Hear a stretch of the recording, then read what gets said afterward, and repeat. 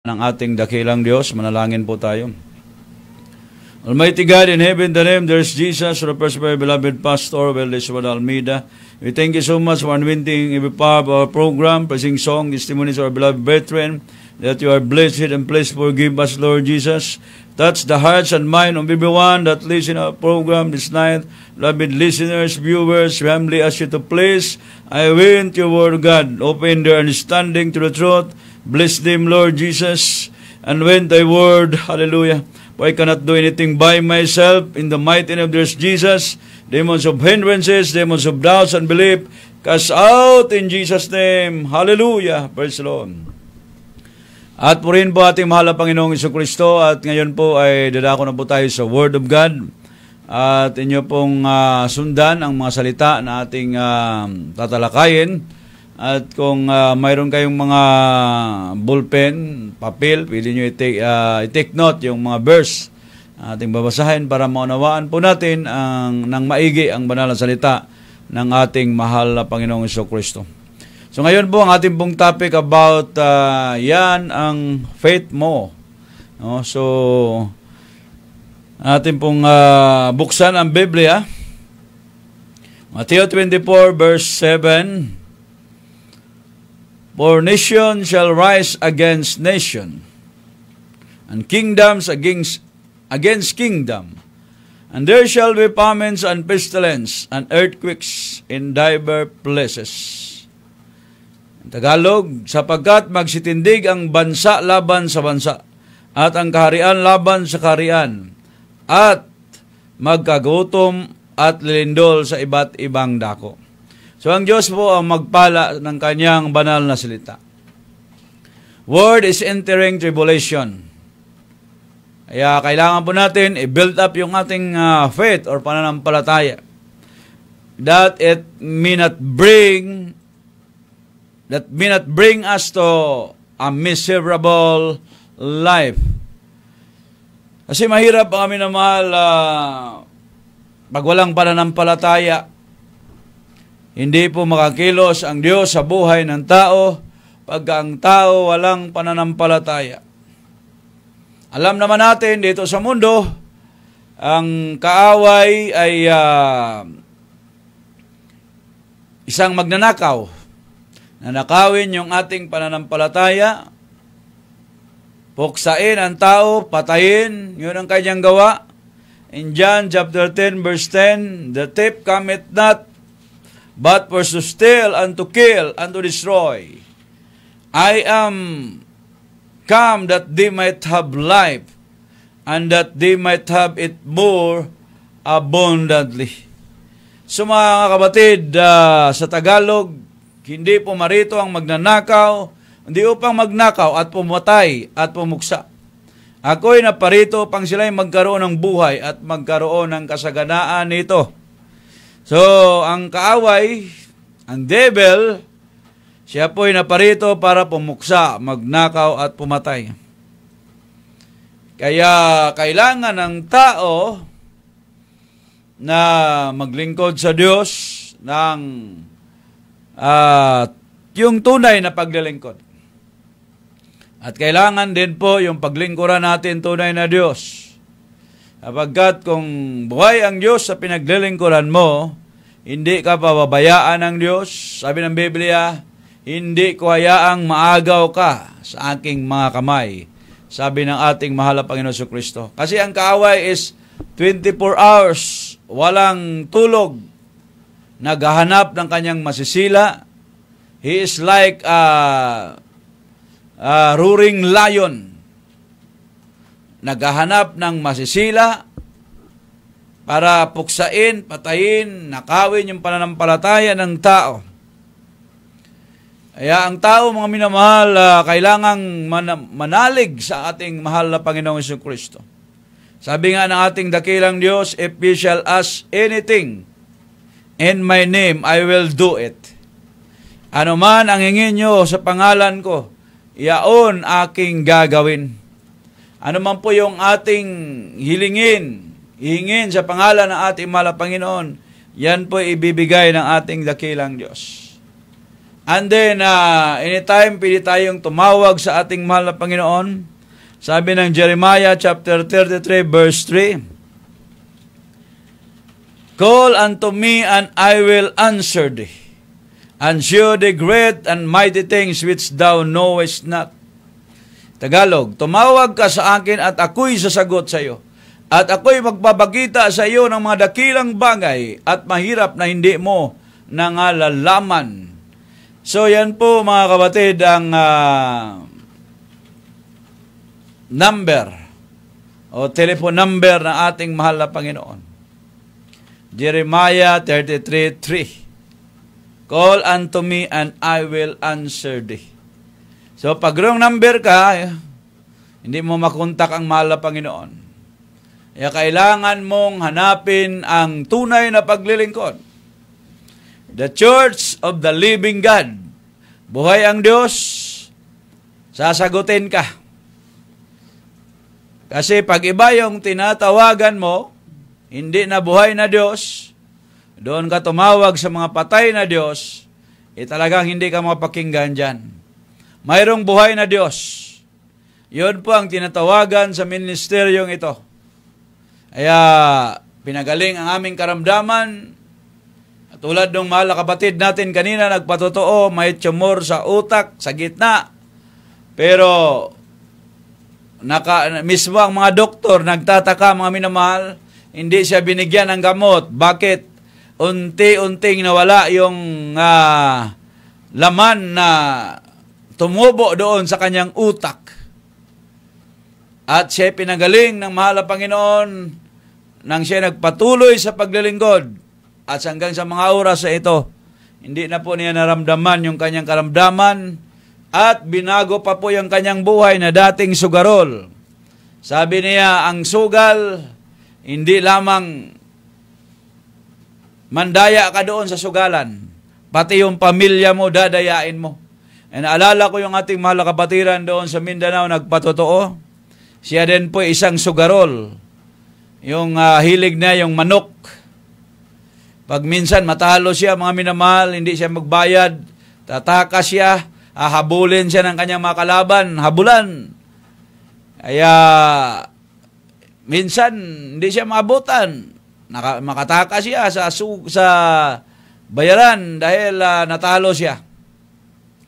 At ang problema, pagdating niya doon sa kanyang pamilya, wala naman siyang madadala din kasi talo sa sugal, wala ng pera. So, ang ginawa niya mga minamahal, yung kadina ng kanyang motor, alam naman siguro ng kadina ng motor is may oil yan. Marumi, maitim. So, yun ang hawak-hawakan niya mga minamahal, yung kadina ng kanyang motor. At pagdating niya doon sa kanilang bahay, sabihin niya sa kanyang may bahay, wala akong pera na ubos. Kasi nasiraan ako. Tingnan mo yung mga kamay ko, marumi. Inayos ko yung motor para lang makauwi ako. Nandyan yung pagsinungaling. Kaya totoo yung sinabi kanina sa patotoo na pati ang pamilya is dadayain mo. Pati pamilya niya, dinadaya, mga minamahal. Nagsinungaling doon sa kanyang pamilya. Imbes na natalo sa sugal, sabihin na nasiraan siya. Kaya pinapakita yung kamay, marumi. So, naniniwala din yung kanyang asawa kasi marumi yung kanyang kamay. Pero, yun pala'y dinadaya niya yung kanyang asawa. Yan ang sabi ng Biblia in Psalms 84 verse 11. For the Lord God is a sun and shield, and the Lord will give grace and glory. No good thing will He withhold from them that walk uprightly. Tagalog, sapagkat ang Panginoong Diyos ay araw at kalasag. Ang Panginoon ay magbibigay ng biyaya at kaluwalhatian, hindi siya magkakait ng anumang mabuting bagay sa nagsisilakad ng matuwid. So, ang mga amala Panginoon, mga kapatid, siya po yung kalasag, no? So, sun and shield. At di siya magkakait ng anumang mabuting bagay. So, kayang ibigay, mga minamahal, kung ano yung nais mong ibigay ng Diyos, yung mga mabuting bagay, bibigyan ka ng mahal na Panginoon. But this verse is conditional, with conditional ang verse na ito. Ano po yung kondisyon, mga minamahal, para ibibigay ng mahal na Panginoon? Hallelujah, yung mga mabubuting bagay sa atin, mga pagpapala sa atin. First, you must be born again. Surrender your life to Him. In John 3:7, marvel not that I said unto thee, ye must be born again. Tagalog, huwag kang magtaka sa aking sinasabi sa iyo. Kinakailangan ng kayo ipinanganak na muli. So mga kapatid, ito po yung unang gawin natin mga kapatid para ibigay ng Diyos yung ating mga kahilingan. You must be born again. Surrender your life to Him. So ito po yung unang kondisyon. Para pagpalain ka ng mahal na Panginoon, kailangan mong magbago. May mga magtatanong sa amin minsan, paano ako magbago, Brad? Gusto ko nang magbago ang aking buhay. So mga kapatid, simple lang naman. Kailangan mong mapabilang the Church of the Living God. Yung mayroong buhay na Diyos, mga kapatid. Kung ikaw may nakikinig sa gabing ito na yung pagkakataon mo. Alam mo na kung saan buhay ang Diyos. Dito sa ministeryong ito, the Jesus Miracle Crusade International Ministry. Kung ayaw mong maniwala ngayon, subukan mo. Subukan mong dumalo sa gawaing ito. Isang tiyak na bagay, isa ka sa mapalad. Katulad ng nagpatutuo kanina ating mahal na kapatid na binago ng Diyos. Na yung pagsusugal, mahirap baguhin yan, mga minamahal. Pag tao lang, hindi kayang baguhin yung kanyang sarili. Kahit yung kapwa-tao mo, hindi kayang baguhin. Kahit yung bilangguan, hindi makapagbabago ng tao. Kasi yung mga iba dyan, mga minamahal, pasok, labas sa bilangguan. Mayroong yung nasib sa Jesus Miracle Crusade. Isang dating magnanakaw. Sabi niya, 20 times. Pasok. Labas sa bilangguan. So, nasanay na siya, mga minamahal. 20 times, imagine. Hallelujah. Yung ating mahal na kapatid, Brother Pidot. So mga kapatid, subalit nung siya napadako sa ministeryong ito, hallelujah, instant binago ng Diyos. Ngayon, nagdadala na po siya ng Biblia, nangangaral na ng salita ng Diyos. Binago ng Diyos, kaya dito ka lang baguhin ang mahal na Panginoon. Walang ibang makapagbabago ang ating mahal na Panginoong Jesucristo. So yun po ang isang kondisyon para magtamo ka ng biyaya at pagpapala galing sa mahal na Panginoon. Kailangan mong magbago ang iyong buhay. Second, we must walk in faith. Kailangan mo lumakad na may pananampalataya. For we walk by faith, not by sight. Kapagkat nagsilakad kami sa pamagitan ng pananampalataya, hindi sa pamagitan ng paningin. Not eye service. Ang paglilingkod sa mahal na Panginoon. Kahit walang makakita sa iyo, paglingkuran mo ang mahal na Panginoon. Manalangin ka sa Diyos. Magpasalamat ka sa Diyos. Lumuhod ka sa Diyos. Ganon po ang tunay na paglilingkod, mga minamahal. Dito tinuturuan namin ang aming mga minamahal na kapatiran. Kahit sa kanilang bahay, magpuri sila sa Diyos, manalangin sa mahal na Panginoon. Kahit saan, mga minamahal. Ang iba natin mga kapatiran, minsan nahiya doon sa maraming tao. Ang iba pumapasok sa CR para manalangin.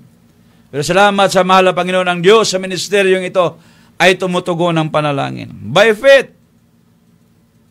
sumasandal ka sa di mo nakikita, ngunit may inaasahan ka. Yun po ang tinatawag na by faith. Walk by faith. Therefore, to him that knoweth to do good, and doeth it not, to him it is sin. So kung alam mo raw yung bagay na mabuti, tapos hindi mo ginagawa, yun po ay kasalanan. Sabi ng banal na kasulatan. Kasalanan po yun. Ay lalo na sa mga nakakaalam na. Alam na nila ang paggawa ng mabuti, tapos hindi nila ginagawa. Kasalanan po yun. Anything out of faith. So, you can never please God without faith. Sabi ng Hebrews 11:6. And then sabi ng Matthew chapter 9:27, verse 21. Ito po yung example na marapat natin, mga minamahal, pagtuunan. Ito po yung example na dapat natin gawin para kalugdan tayo ng ating mahal na Panginoon. Mateo 9:27 hanggang 31, basahin natin sa Tagalog. Pakinggan niyo po mga minamahal, 9:27-31. At pagkaraan doon ni Jesus, ay sinundan siya ng 2 lalaking bulag. So, may 2 lalaking bulag sumunod sa kanya, na nagsisigaw at nagsasabi, "Mahabag ka sa amin, ikaw anak ni David." At ang pumasok siya sa bahay ay nagsilapit sa kanya ang mga lalaking bulag. At sinabi sa kanila ni Jesus, "Nagsisampalataya baga kayo na magagawa ko ito?" Sinabi nila sa kanya, "Oo, Panginoon." Nang magkagayoy kanyang hinipo ang mga mata nila na sinasabi, "Alinsunod sa inyong pananampalataya ay siyang mangyari sa inyo." At nangadilat ang kanilang mga mata at mahigpit na ipinagbili ni Jesus sa kanila na sinasabi, "Ingatan niyong sinumang huwag makaalam nito." 31, datapat sila'y nagsialis at kanilang inilathala ang kanyang kabantugan sa buong lupang yaon. Ang Diyos po ang magpala ng kanyang banal na salita. Yan po ang tanong ng mahal na Panginoon. Do you believe that I can do this? Sabi ng mga bulag, "Yes, Lord." Sabi ng mahal na Panginoon, "According to your faith, be it unto you." Yan mga minamahal na talagang karakadaka. Yung mga bulag nilang mata, mga kapatid, ay instant, nakakita, pinagaling ng mahal na Panginoon. Kaya ganun po yung pananampalataya, mga minamahal. Hallelujah. Kasi ang pananampalataya, yun po ang nagpapagaling. Kung wala kang pananampalataya, hindi makakilos ang Diyos at hindi ka gagaling sa iyong karamdaman. Yung ating mga kapatid kanina, hindi basta-basta yun, cancer yun. Cancer sa utak. Pero dito, dahil sa kanyang pananampalataya, siya po'y napadalo sa gawain ng Jesus Miracle Crusade, nagpabautismo. Sa pangalan ni Jesus, pinagaling yung kanyang karamdaman. At sa paghingi mo sa mahal na Panginoon ang gusto mo, itatanong muna niya kung naniniwala ka bang kaya niyang ibigay yon. O yun ang kanyang tanong. Kaya ba niya? Kaya ko ba itong gawin? No? Kaya ko bang ibigay ito sa iyo? So, nanampalataya ka baga? Ayun ang mga tanong ng mahal na Panginoon. Kasi sabi ng Biblia, in Hebrews chapter 11:6, "But without faith, it is impossible to please Him. For that cometh to God must believe that He is, and that He is a rewarder of them that diligently seek Him." Tagalog, at kung walang pananampalataya, hindi maaaring maging kalugod-lugod sa Kanya. Sapagkat ang lumapit sa Diyos ay dapat sa mananampalatayang may Diyos. At siya ang tagapagbigay ganti sa mga sa Kanya ay nagsisihanap. Ang Diyos po magpala sa Kanyang banal na salita. Sumampalataya kang may Diyos. At siya ang tagapagbigay ganti sa mga sa Kanya ay nagsihanap. So anong gagawin mo kung nabubuhay ka sa kahirapan? Ano? Ano kayang gagawin mo? So, yan ang faith mo. Kung anong faith mo, yan ka. So, you can do all things through Christ. Kung mahirap, poor, huwag mong sisihin ang Diyos kung mahirap ka. It's because of your faith. Dahil yan sa pananampalataya mo. Pero kung pananampalataya mo na maging rich ka, maging mayaman ka, talagang yayaman ka. What is your faith? Ano ang faith mo sa Diyos? Ribulto? Kung gusto mong makita ang Diyos, kung gusto mong makita ng Diyos ang faith mo, huwag mo siyang itulad sa bato at semento o sa kahoy. Huwag mo siyang itulad kung gusto mong makita ng Diyos yung pananampalataya mo. Kasi pag itulad mo siya sa mga ganong bagay, mga minamahal, hindi makikita yon. Kasi may mata yon, hindi makakita yon. E ano sabi ng Biblia? Basahin po natin. Exodus chapter 23, verse 24 up to 25. Thou shalt not bow down to their gods, nor serve them, nor do after their works, but thou shalt utterly overthrow them, and quite break down their image. Thou shalt not bow down, and ye shall serve the Lord your God, and he shall bless thy bread and thy water, and I will take sickness away from the midst of thee.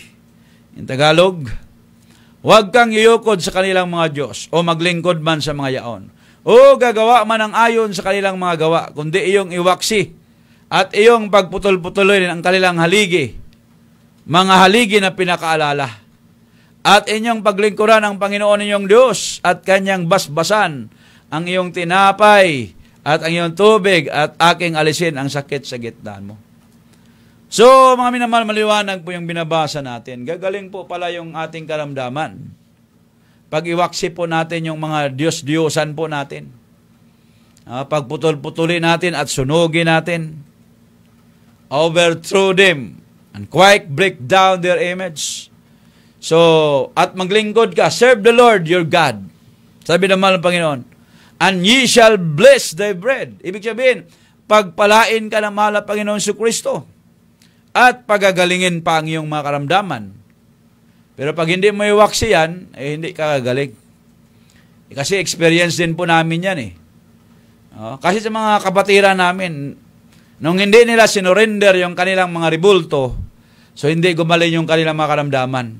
Pero nung sinurrender nila, sinunog namin mga minamahal, ay sila po'y pinagaling ng ating mahal na Panginoon. Dito sa Biblia, mayroong nagkasundong lutuin ang kanilang anak. In 2 Kings chapter 6 verse 28, kung ating pong basahin, ito po yung dalawa mga minamahal na talagang nagkasundo na lutuin ang kanilang anak. 2 Kings chapter 6 verse 28, and the king said unto her, What aileth thee? And she answered, This woman said unto me, Give thy son, that we may eat him today, and we will eat my son tomorrow. Tagalog, sinabi ng hari sa kanya, Anong nangyari sa iyo? At siya sumagot, sinabi ng babaeng ito sa akin, Ibigay mo ang iyong anak upang makain natin siya ngayon, at kakainin natin ang anak ko bukas. Kaya pag hindi ka nanampalataya, sumampalataya sa mahal na Panginoon, you will cook your own children pagdating ng kahirapan sa inyong buhay. So mga anak mo, hinayaan mo lang wag maglingkod sa mahal na Panginoon? Hinayaan mong gumawa ng kasamaan? Hindi mo pinagsabihan na maglingkod sa mahal na Panginoon? At sabihin mo, bahala na sila. Bahala na, may isip na naman sila. Pag yun ang sinabi mo, so mga minamahal, you don't eat your child, but you cook them. So pag matindi po mga minamahal yung faith mo, ayaw mong mapahamak ang mga anak mo. Ikaw mismo ang magdadala sa kanila sa paglilingkod sa mahal na Panginoong Jesucristo. Kaya dito sa Biblia, dahil sa pananampalataya, may isang babae, mga minamahal, with issue of the blood. So, sabi nga niya, if only I me, but touch his garment, I will be whole. Kaya mga minamahal, nung natouch niya yung garment, o damit ng mahal na Panginoon, talagang gumaling siya. Yun ang pananampalataya niya eh. Wala siyang ibang inisip. Kung kausapin niya mahal na Panginoon, magpalihan siya sa mahal na Panginoon, wala. Yung pananampalataya niya, iba eh. Mahawakan lang niya yung damit ng mahal na Panginoon, gagaling na siya. Kaya nung nahawakan niya, talagang gumaling siya dahil yun ang pananampalataya niya. Ay according to your faith, yun ang mangyayari sa iyo. Kahit hindi mo nakita ang mahal na Panginoon, pero yung pananampalataya mo na kaya kang pagalingin ng mahal na Panginoon, talagang gagaling ka. Kasi yun ang pananampalataya mo eh. So, be constructed. Tulungan mo ang iyong sarili. Itayo mo ang pananampalataya mo. There is no miserable Christian in the eyes of the Lord. So how to develop? How to have faith? Huwag mong pakinggan yung mga nakapagpahina ng pananampalataya mo. Attend regularly. Oh? Dumalo ka sa gawain. Oh, regularly. Wednesday, Friday, and Sunday, huwag kang makinig sa mga sabi-sabi dyan, mga minamahal. Oh? Manampalataya ka sa mahal na Panginoon. Kung yung pananampalataya mo, yung iba nga, pananampalataya nila, naalala ko yung kapatiran sa Mindanao, nagkasakit siya. Wala na, parang madilim na yung paningin niya, mga minamahal, pero makakilos pa siya. Parang nanlabo na yung kanyang paningin. Sabi niya, mamamatay ako nito. Pero sabi ng kanyang pananampalataya, pag makapunta lang ako ng simbahan, gagaling na ako. Sabi niya sa kanyang asawa, ihatid mo ako. Ihatid mo ako sa simbahan. Sigurado, gagaling ako pagdating ko sa simbahan. So yun ang pananampalataya niya. Doon pa lang pagpasok niya sa gate, mga minamahal, gumaling na siya. Anong nilapitan namin? Anong problema mo, kuya? Sabi na, wala na bad, pinagaling na ako ng mahal na Panginoon. Kasi yun ang pananampalataya niya eh. Makapunta lang siya ng simbahan, gagaling na siya. Kung yun ang pananampalataya mo, so, gagaling ka. Kung anong pananampalataya mo, so, matanggap mo ayon sa pananampalataya mo. Kung ano yung kahilingan mo sa mahal na Panginoon. Kaya sa paglilingkod, mga kapatid, kung hindi pa tayo naglilingkod sa gawain ito, kailangan dumaan po tayo ng tamang proseso. Ano po proseso na yon? So mayroon po kasing 4 na reglamento ng kaligtasan. First, pananampalataya. O number 1 po yung pananampalataya. Faith without work is dead. Patay. And then, kailangan nating isagawa. Magsisi ka sa iyong makasalanan. Sabi ng Biblia, repent and be baptized in every one of you in the name of Jesus Christ for the remission of sin, and you shall receive the gift of the Holy Ghost. In Acts chapter 2, verse 38. And then, kailangan mo, mga minamahal, ng Spirit baptism. So, mahal na Panginoon na pong bahala niyan. No? So, sa 4 na yan, yung 3, ikaw ang gagawa. Faith, repentance, water baptism. Gawin natin yan. Magpabautismo ka sa Church of the Living God. Yung mga talagang nilangisan na mahal na Panginoon. May authorized na galing sa mahal na Panginoon. And then pang-4, ang gagawa, ang mahal na Panginoon na po ang gagawa. Spirit baptism. No? Holy Ghost baptism. So, ang mahal na Panginoon ang gagawa niyan. Hindi magawa yan ng tao. Kaya, ang mahal na Panginoon po ang kikilo sa iyong puso. And then, yun po ang mag-guide sa iyo, yung Holy Spirit. Puri natin, mahal na Panginoon, wala na po tayong sapat na oras. Sa mga oras ito, tanggapin niyo po ang mahal na Panginoon na hari at tagapagligtas sa iyong mga buhay. Sumunod ka sa maiksing panalangin. Na aking babanggitin, huwag kang mahiya. Kung saan ka man naroon ngayon, nandyan ka sa harapan ng screen ng iyong cellphone, laptop, or computer. So, sumunod ka sa maiksing panalangin na ito. At itaas mo makamay, sumuko ka sa mahal na Panginoon, sabihin mo, mahal na Panginoong Hesus, maraming salamat sa Ebanghelyo ng Kaligtasan na akin napakinggan. Ako po isang taong makasalanan. Mahal na Panginoong Hesus, batawarin mo pa ako, bulan ako'y magkaisip hanggang sa mga oras na ito. Tinatanggap kita bilang Diyos, Hari, at tagapagligtas sa aking buhay. Gawin mo akong tunay na Kristyano sa isip, sa puso, sa gawa at sa katotohanan. Iligtas mo po ako sa 10 na aking mga mahal sa buhay. Isulat mo aking pangalan sa aklat ng buhay. Sa pangalan ni Jesus na aking tinanggap. Amen. At ako po'y manalangin sa iyo, dakilang Diyos, amang banal, sa pangalan na aming pinakamamahal na Panginoon sa Kristo. Ito po ang mga tumatanggap. Professor Beloved Pastor, pagpalain niyo po, isulat ng pangalan sa aklat ng buhay, gawin mong tunay na Krisyano. In the mighty name of Jesus, Amen and Amen. Praise the Lord. Purihin po atin dakilang Diyos sa mga oras ito. Kung kayo po may makaramdaman, ano ang po makaramdaman na yan, manampalataya ka sa mahal na Panginoon na ang Diyos ay magpapagaling sa iyo. From the point of contact, ipatong yung kamay sa radio receiver or sa screen, patong yung kamay, manampalataya ka sa mahal na Panginoon, kaya kang pagalingin ng ating mahal na Panginoon sa mga oras na ito. To the first beloved Pastor Verdes Almeida, ito po kami, mahal na Panginoon, minsan paghabagan mo, patawarin at aming sinasaway lahat ng uri ng karamdaman, demons of cancer, leukemia, TB, asthma, diabetes, water, anemic, high blood, obosipon, trangkaso, kasaad, in Jesus' name, virus, be healed right now, in Jesus' name.